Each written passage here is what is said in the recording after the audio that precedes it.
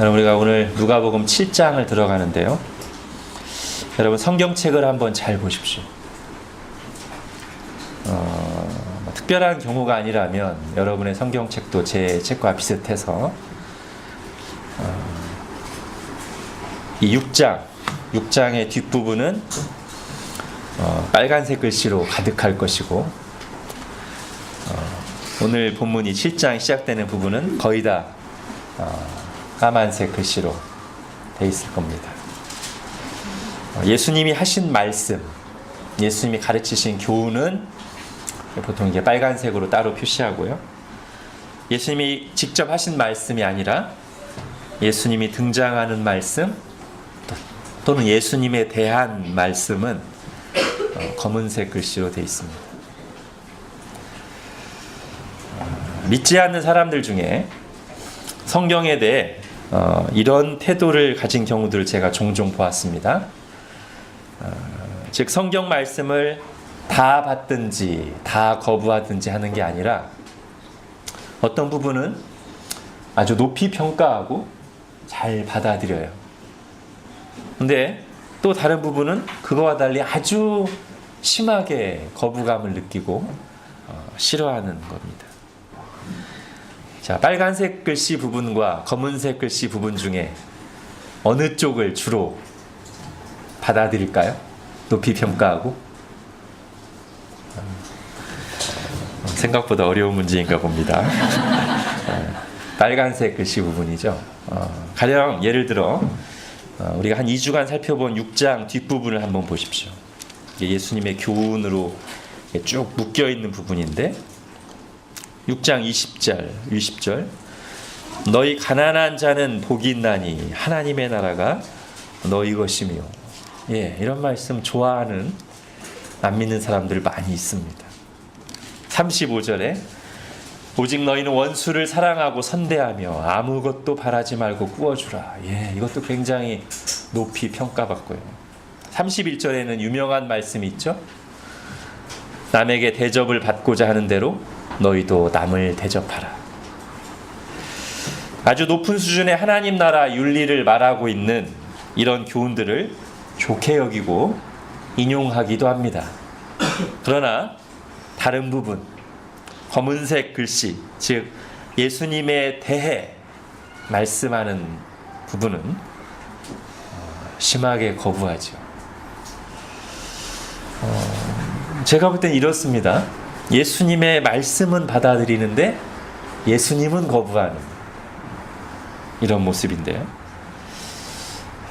그럼 무슨 문제가 생길까요? 굉장히 심각한 문제 중에 하나는 이겁니다. 성경에 나오는 예수님의 말씀, 교훈은 받아들이는데 성경이 말하는 그대로 예수님을 받아들이고 믿지 않으면 어떤 문제가 발생되냐면 그렇게 좋게 여기는 예수님의 말씀, 교훈이 율법으로 전락합니다. 단지 우리가 지켜야 될 율법이 되고 말고요. 지금 이 6장에 나온 거 한번 생각해 보세요. 원수를 사랑하며 남에게 대접을 받고자 하는 대로 남을 대접하며, 이게 하나의 굉장히 고난이도의 율법이 되고, 그러면 그것은 우리를 절망에 빠뜨립니다. 왜냐하면 우리가 정직하게 그 말씀을 지키려고 하면 할수록 예수님의 이 주옥 같은 말씀을 우리가 온전히 지킬 수 없다는 것을 발견하게 되기 때문입니다. 작년이 종교개혁 500주년이라서 루터 예를 다른 때보다 많이 들었는데 오늘 한 번만 더 들어야 되겠습니다. 종교개혁자 루터가 한때 하나님을 아주 미워했습니다. 사랑한 게 아니라 도저히 사랑할 수가 없고 미워했는데, 그 이유를 여러 가지 방식으로 말할 수 있는데 지금 앞에서 살펴본 방식으로 표현하면 이런 겁니다. 성경에서 예수님의 교훈 부분, 즉 빨간색 글씨로 된 부분대로 살려고 무진 노력했지만 검은색 글씨 부분, 예수님이 누구신가를 제대로 깨닫지 못했을 때 이 빨간색 글씨에 눌려서 굉장히 힘들었단 말이에요. 왜 우리가 지키지도 못한 말씀을 주시고 그것으로 우리를 심판하려 하시는가 하고 굉장히 고통스러워하고 하나님을 미워했단 말이죠. 그러나 그가 하나님의 은혜로 이 검은색 글씨 부분을 깨달았고 예수님이 누구신가를 제대로 알고 만났을 때는 그가 거듭나서 하나님을 누구보다도 사랑하고 평생을 종교개혁에 헌신한 사람이 되었습니다.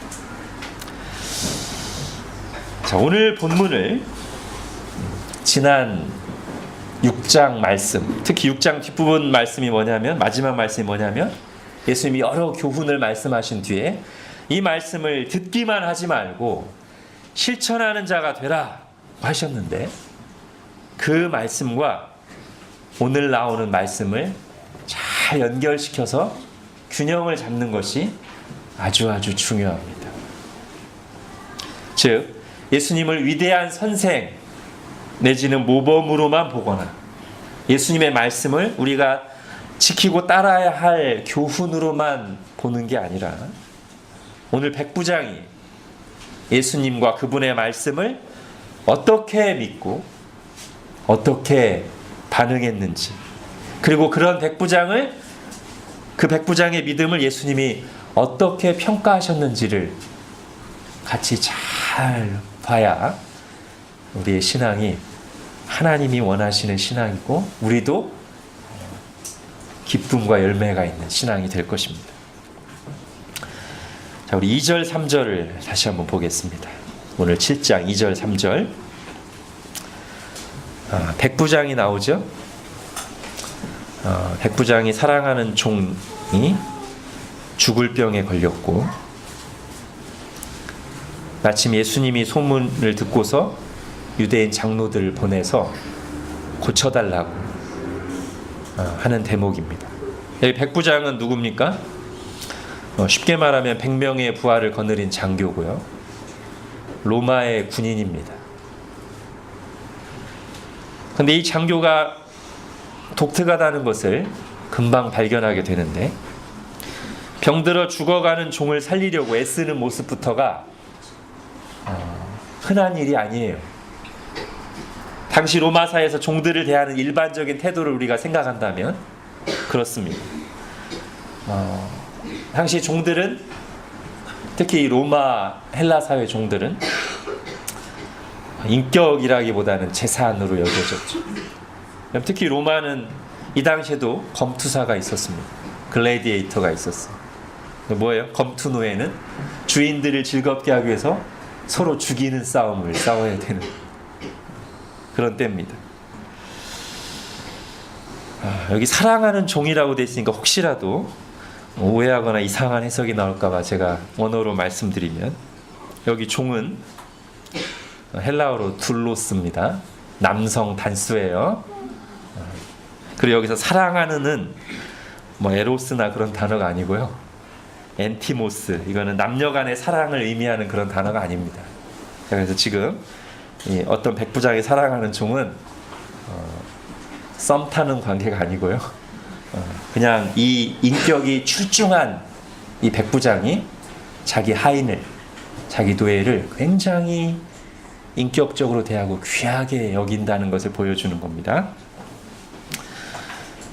자, 이 로마 장교에 대한 유대인 장로들의 태도도 심상치가 않습니다. 4절을 보십시오.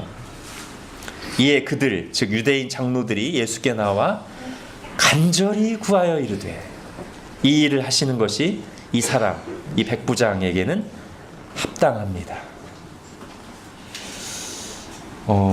여러분, 지금 로마 제국이 이스라엘을 점령하고 있습니다. 더군다나 이 백부장은 아까 누구라고 했어요? 군인이에요. 이스라엘을 강제로 점거하고 있는, 식민지 삼고 있는 로마 제국, 즉 점령군의 군인이란 말이에요. 그런데 이스라엘 장로들이 이 사람을 굉장히 인정하고 존중합니다. 마치 우리나라로 따지면 한국 사람들이 일제강점기에 일본 순사를 인정하고 존중한다고 생각해 보십시오. 굉장히 특이한 일이죠. 게다가 유대인들에게는 또 우리 한국 사람이랑은 다른 아주 지독한 선민의식이 있어서, 선택받은 민족이라는 의식이 있어서 자기들 이스라엘 사람, 유대인들을 제외하고는 다른 이방인들, 즉 외국인들, 로마인들, 헬라인들을 다 개, 돼지로 생각하는 경향이 있는데, 근데 지금 그 유대인 장로들이 예수님께 나와서 이방인, 자기들을 점령하고 있는 로마 군인 장교의 노예를 고쳐달라고 간절히 구하고 있습니다. 자, 5절에 보면 그 이유가 나오는데요. 그가, 이 백부장이 우리 민족, 이스라엘 민족을 사랑하고 또한 우리를 위하여 회당, 쉽게 교회당이라고 생각하죠. 회당을 지었나이다. 여러분, 아무리 점령군의 장교라고 해도 백부장이면 그리 높은 직급은 아닙니다. 그냥 하급 장교예요. 그런 그가 자기의 사비를 들여 다른 민족, 식민지 백성의 교회당 건물을 지어준다는 것은 결코 작은 일이 아닙니다. 굉장한 헌신이죠. 짐작컨대 그는 이스라엘에 파견 근무를 와서 이스라엘 백성들이 섬기는, 유대인들이 섬기는 하나님을 알고 믿게 되었던 것으로 보입니다. 그것도 아주 진실하고 헌신적인 태도로 하나님을 경외하는 사람이 되었던 것 같습니다. 지금 이 2절부터 5절까지 짧은 몇 구절만으로도 이 백부장의 인간됨과 하나님을 향한 태도가 어떠했는지 추측할 수 있죠. 병들어 죽어가는 종을 아끼고 그를 살리기 위한 적극적인 노력, 유대인들에게조차 인정받는 이방인, 이스라엘 사람들을 사랑하고 그들을 위해 회당을 지어준 것들. 자, 그런데 이 사람의 진가는 예수님이 이 사람의 종을 고쳐주기 위해서 그의 집 가까이 다다르셨을 무렵에 드디어 나타납니다. 유대 장로들을 보내서 예수님께 내 종을 고쳐달라고 했던 백부장이 잠시 후에 그 예수님이 이제 고쳐주려고 자기 집 가까이 오실 때쯤에 또 한 무리의 사람들을 예수님께 보내요. 6절에 보면 그게 누구죠? 벗들, 그죠? 친구들. 이 친구들이 유대인이었는지 로마 사람이었는지는 알 수 없지만 아무튼 백부장이 다시 한번 사람들을 보내서 예수님께 굉장히 독특한 말을 합니다. 자, 주여부터 7절 앞부분까지 한번 읽어보겠습니다. 시작. 주여, 수고하시지 마옵소서. 내 집에 들어오심을 나는 감당하지 못하겠나이다.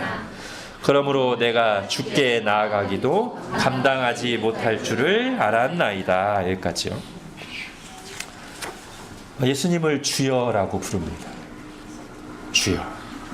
물론 이 호칭 하나만으로 모든 것을 판단할 수는 없어요. 왜냐하면 이 표현은, 이 주여, 큐리오스라는 표현은 성경 안에서 하나님을 가리킬 때도 쓰이지만 당시 사회에서 일반적으로 나보다 높은 위치에 있는 사람에 대한 존칭으로도 쓰이기 때문에 이 주여라는 단어만 가지고는 다 판단할 수 없는데, 근데 그 뒤에 이어지는 내용을 보면 이 백부장이 예수님을 주여라고 부른 것이 단지 나보다 높은 선생님이나 상관을 가리키는 정도를 넘어선다는 것을 충분히 짐작하게 합니다. 그가 이렇게 말합니다. 내 집에 들어오심을 나는 감당하지 못하겠습니다. 당신은 너무 크신 분이라 내가 감당할 수 없습니다. 감히 제가 당신 앞에 나가서 당신을 대면할 수가 없겠습니다. 여러분, 베드로가 예수님을 만났을 때, 즉 예수님이 어떤 분인가를 제대로 알게 되었을 때 베드로가 했던 고백과 좀 비슷합니다. 핸드아웃에 누가복음 5장 8절 한번 보십시오. 같이 읽겠습니다. 시작.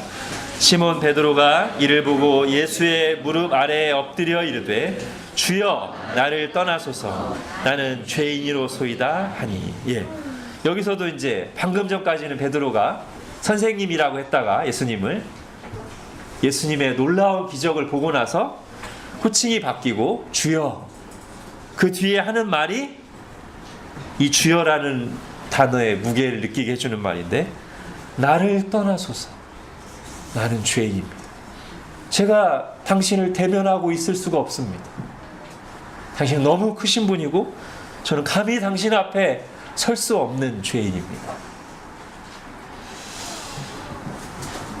자, 또 세례 요한이 예수님에 대해서 증언했던 말도 한번 생각해 보십시오. 핸드아웃에 누가복음 3장 16절, 나는 그의 신발끈을 풀기도 감당하지 못하겠노라. 예, 당시에 보통 노예들이, 종들이 주인이나 손님의 신발끈을 푸는데, 내 뒤에 오실 예수 그리스도 너무 크신 분이라 내가 그분의 종이 되는 것조차 감당할 수가 없다. 오늘 백부장이 예수님에 대해서 비슷한 고백을 드립니다. 주여, 내 집에 들어오심을 감당하지 못하겠습니다. 여러분, 예수님을 제대로 아는, 만난 사람들에게는 이런 공통적인 고백이 있습니다. 그리고 이 고백은 어떻게 나오는 걸까요? 뭘 할 때 이런 고백이 나올까요? 칼빈이 기독교 강요 맨 앞부분에서 했던 그 유명한 두 가지 지식, 사람들이 반드시 알아야 될 가장 중요한 두 가지 지식이죠. 하나님을 아는 지식, 사람, 나를 아는 지식. 하나님이 얼마나 크신 분이고 그분 앞에 내가 얼마나 작고 보잘것없는 자인가를 알 때, 하나님이 얼마나 거룩하고 의로운 분이고 내가 얼마나 그분 앞에 추한 죄인인가를 알 때, 이런 고백이 나오는 거죠. 나를 떠나소서, 나는 죄인이로소이다. 내 집에 들어오심을 나는 감당하지 못하겠습니다. 이 고백은 이제 언뜻 보면 마치 하나님과 관계 맺기를 부담스러워하고 거부하는 것처럼 들리죠? 나를 떠나소서, 내 집에 들어오지 마십시오. 그러나 사실은 이 고백들, 그리고 이 고백을 하는 이 마음 상태는 하나님과 나 사이를 멀어지게 하는, 벽을 만드는 고백이 아니고 오히려 하나님과의 막힌 담을 허물고 하나님과 친밀한 관계를 맺게 해주는 고백이죠.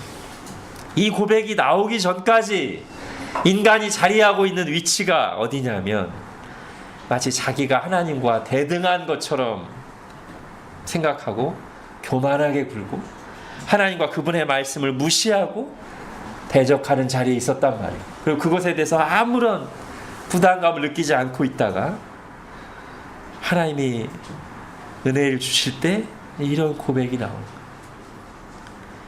이 겸손한 고백과 마음 위로 하나님의 한량없는 자비와 은혜가 부어지고, 이 고백을 드리는 사람은 비로소 그 은혜를 은혜로 알며 감사하게 받게 됩니다. 자, 비슷한 고백이 나오는 누가복음 15장에서 그걸 확인합니다. 누가복음 15장 한번 보겠습니다. 아들이 이르되 아버지, 내가 하늘과 아버지께 죄를 지었사오니 지금부터는 아버지의 아들이라 일컬음을 감당하지 못하겠나이다. 예, 비슷한 말이 나오죠. 감당하지 못하겠습니다. 자, 그때 아버지의 반응이 뭐예요? 감당하지 못해? 그럼 나가. 이게 아니고, 이 고백을 할 때 아버지는 종들에게 이르되 제일 좋은 옷을 내어다가 입히고 손에 가락지를 끼우고 발에 신을 신기라. 그리고 살진 송아지를 끌어다 잡으라. 우리가 먹고 즐기자. 이 내 아들은 죽었다가 다시 살아났으며 내가 잃었다가 다시 얻었노라.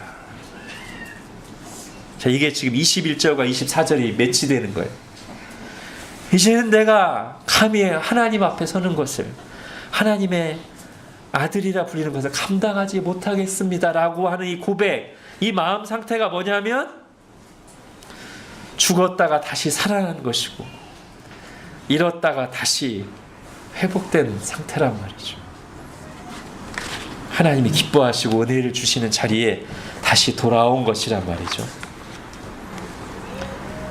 하나님은 우리가 죄인임을 깨닫고 하나님 앞에 겸손히 낮아질 때 더욱 가까이 하시며 은혜를 베푸십니다. 아니, 이미 그 상태가 은혜 받은 상태입니다. 자, 백부장의 놀라운 고백이 이어집니다.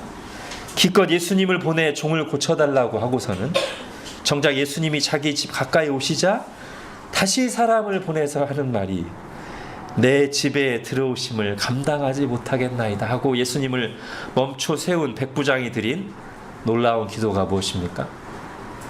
7절 뒷부분부터 8절 같이 읽겠습니다. 말씀만부터 시작. 말씀만 하사 내 하인을 낫게 하소서. 나도 남의 수하에 든 사람이요 내 아래에도 병사가 있으니 이더러 가라 하면 가고 저더러 오라 하면 오고 내 종더러 이것을 하라 하면 하나이다. 지금 계신 곳에서 말씀만 하십시오. 주님께서는 그곳에서 말씀만으로도 얼마든지 제 종을 구원하실 수 있는 분이 아니십니까? 백부장은 군인으로서 상명하복의 원리가 작동하는 군인으로서 자신이 경험한 것을 예수님께 적용해서 말합니다. 내가 내 부하에게, 나 같은 사람도 내 부하에게 이렇게 명령하라 하면 그대로 순종합니다. 그리고 나도 내 상관이 명령하면 그대로 복종합니다. 그런데 주님께서는 모든 만물에게 명령하여 복종하게 하실 수 있는 권위, 생명과 죽음을 명령하실 수 있는 권위와 능력을 가진 분이 아니십니까? 그러니 그곳에서 말씀만 하옵소서. 그러면 제 아인이 낫겠습니다. 도대체 이 백부장은 예수님을 어떤 분으로 믿고 있는 것입니까? 그의 믿음이 지나친 것입니까? 예수님이 모든 존재, 모든 만물을 다스리시는 분이요, 그가 말씀으로 명령만 하시면 어떤 존재, 어떤 문제라도 무릎 꿇을 수밖에 없다고 믿는 그의 믿음이 지나치거나 잘못된 것이냐 말이에요. 예수님이 어떻게 평가하십니까? 9절 한번 보겠습니다. 같이 읽겠습니다. 시작. 예수께서 들으시고 그를 놀랍게 여겨 돌이키사 따르는 무리에게 이르시되 내가 너희에게 이르노니 이스라엘 중에서도 이만한 믿음은 만나보지 못하였노라 하시더라. 예. 그의 기도를 들은 예수님의 반응은 놀라며 칭찬하시는 겁니다. 이 믿음이 맞다는 것. 오늘 본문과 아주 좋은 짝을 이루는 사건이 있는데요. 예수님과 제자들이 배를 타고 갈릴리 호수를 지나가다가 큰 광풍을 만났습니다. 거센 풍랑과 바람에 배가 금방이라도 뒤집히고 가라앉을 것 같은 위기 상황이죠. 자, 그때 핸드아웃을 보십시오. 마가복음 4장. 예수께서 깨어 바람을 꾸짖으시며 바다더러 이르시되 잠잠하라 고요하라 하시니 바람이 그치고 아주 잔잔해지더라. 이에 제자들에게 이르시되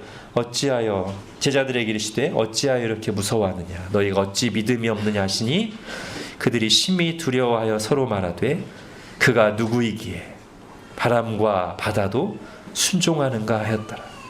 예. 예수님께서 말씀으로 명령하셔서 바람과 파도까지 잠잠하게 하셨습니다. 바람과 파도가 예수님의 명령에 순종했습니다. 그때 제자들은 예수님이 말씀으로 바람과 파도를 잔잔하게 하시는 걸 보고 도대체 이분이 누구시길래 바람에게까지 파도에게까지 명령하여서 복종하게 만드시는가 하고 놀람을 넘어 두려움에 사로잡혔는데, 오늘 본문에 나오는 백부장은 예수님께 사람을 보내어 바로 그 능력을 베풀어 달라고, 나는 당신을 그런 분으로 믿으니까 그 능력을 베풀어 달라고 말하는 거예요. 주님, 당신은 말씀으로 천지 만물에게 명령하시고 모든 문제에게 명령하시고 생명과 죽음을 명령하시고 주관하실 수 있는 분이 아닙니까? 제가 당신을 그렇게 믿습니다. 그러니 지금 계신 곳에서 말씀만 하사 내 하인을 낫게 하여 주십시오. 예수님은 이 기도를 들으시고 이 믿음을 보시고 이 믿음이 옳다.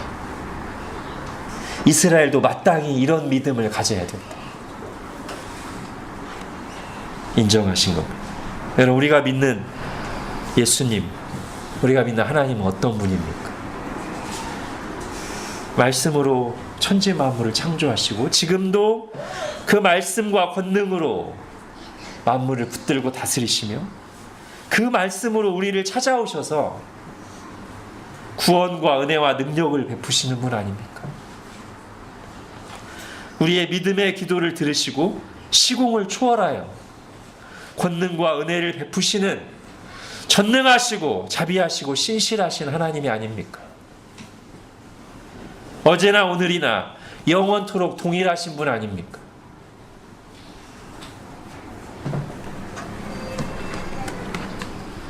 우리가 예수님과 그분의 말씀을 이렇게 믿기를 원하십니다. 그런 믿음을 기뻐하십니다. 자, 이제 유대인과 이방인의 문제를 조금 생각해 보겠습니다. 앞에서도 잠깐 말씀드렸는데요. 자, 이 백부장이, 이 로마 장교가 유대인 장로들에게 인정을 받았다고 했습니다. 근데 예수님은 거기서 더 나아가 백부장의 믿음이 그 어떤 이스라엘 사람들보다 낫다고 말씀하십니다. 자, 유대인들이 4절 5절에서 이 백부장을 인정하고 칭찬한 것을 잘 보면 저는 두 가지 의미가 담겨 있다는 느낌을 받습니다. 하나는 앞에서 말씀드린 것처럼 이 백부장의 신앙과 인격이 훌륭하다는 것이고요. 또 하나는 이 유대인들이 백부장을 인정한 이유는 5절에 나온 것처럼 그가 선민인 우리 민족을 사랑하고 선민인 우리를 위하여 회당을 지어주었기 때문에, 우리에게 잘했기 때문에 이 사람은 인정해 줄 만합니다. 이방인이지만, 개돼지 같은 이방인이지만 우리에게 잘하는 걸 보니 이 사람은 인정해 줄 만합니다. 이런 의미도 약간 들어있는 것 같아요. 자기 중심적인 평가죠. 그러나 백부장에 대한 예수님의 칭찬은 그런 유대인들의 프레임을 완전히 넘어서는 거예요.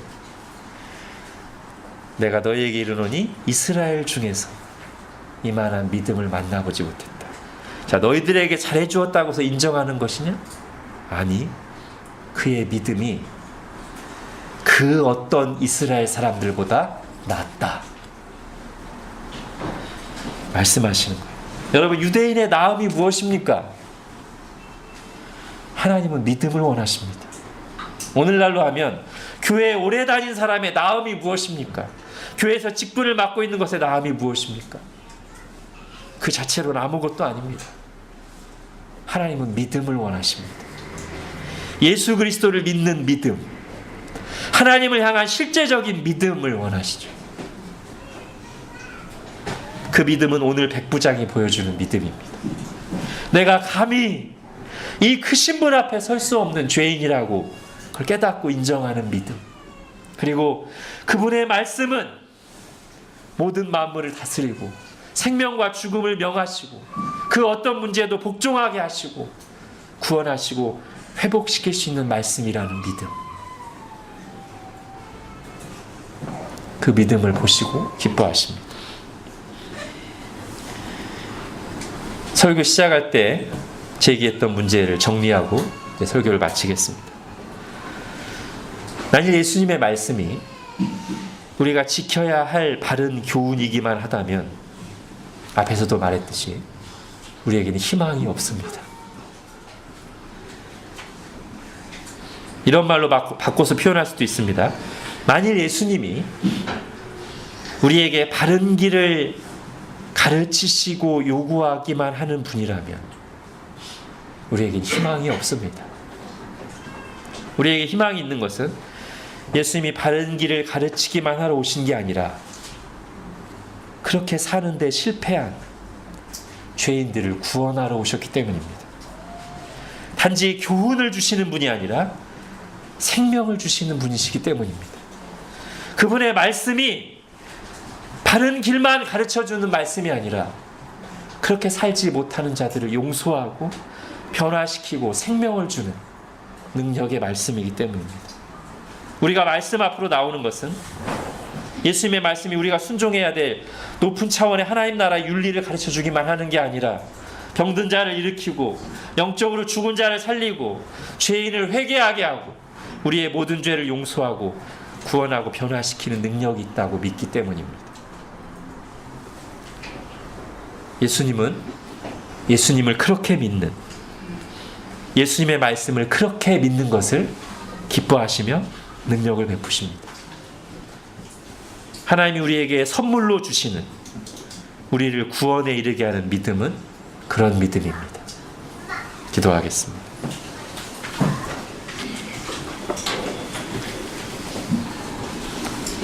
하나님, 이스라엘이 그토록 무시하던 한 이방인에게서 이스라엘보다 훨씬 뛰어난, 그들이 마땅히 본받아야 될 참된 믿음의 모범을 봅니다. 예수님을 내가 감히 그 앞에 설 수 없는 너무나 큰 분으로 보는 믿음, 그리고 그분의 빛 앞에 설 때 내가 얼마나 어둡고 추하고 자꾸 보잘것없는 죄인인가를 깨닫는 믿음, 그리고 이 크신 분의 말씀이 모든 만물, 모든 존재, 모든 문제에게 명령하여 복종케 하실 수 있는 참으로 능력 있는 생명의 말씀이라는 것을 믿는 믿음을 우리가 봅니다. 우리에게 그런 믿음을 주시기도 하시고 요구하기도 하시는 주님, 오늘 말씀과 함께 다시금 우리 속에 있던 불신의 생각, 자기중심적인 생각, 교만한 생각들을 꺾으시고 드러내시고 우리 안에 말씀과 함께 그 말씀의 능력으로 하나님을 크신 분으로 믿고 의지하고 주님께 나아가 구할 수 있는 믿음을 주시고 그 믿음으로 또한 우리의 매일매일의 삶 속에서 하나님을 의지하여 말씀대로 살아갈 수 있는 능력도 허락하여 주옵소서. 예수님의 이름으로 기도합니다. 아멘.